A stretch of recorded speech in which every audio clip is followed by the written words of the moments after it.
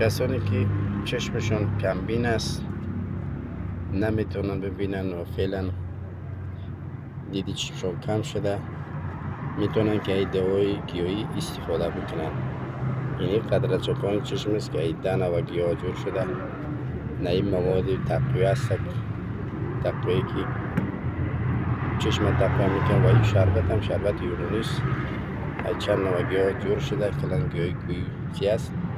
شما میتونید که از این رو استفاده بکنید و این هم روغن است. روغن است که به خاطر استفاده از است که دو نوع روغن است. بعد از شما استفاده بکنید این روغن هاش است. این روغن ها نرم کنندش است.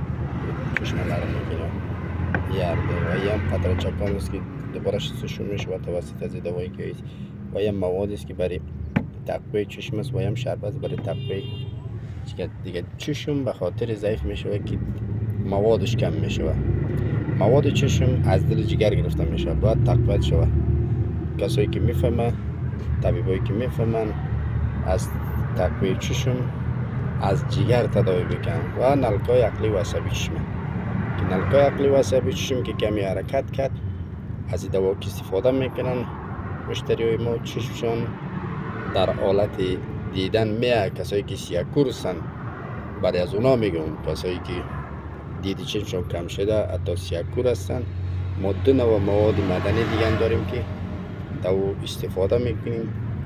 اونا مدنی هستن که استفاده میشه و چشم بسته میشه برای 3 روز چشم بسته میشه. اول از این روغن ها زده میشه بعد دیگه از این قطره چکان شستشون میشه و این غذای خوردنی شسته و این شربت شما این چیز اینا کلان گیاهی هستن و او مواد مدنی هم فعلا خلاص کردیم.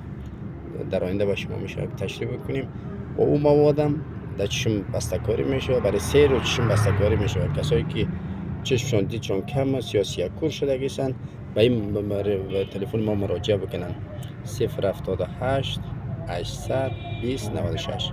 تکرار میکنم 078 820 96. تشکر.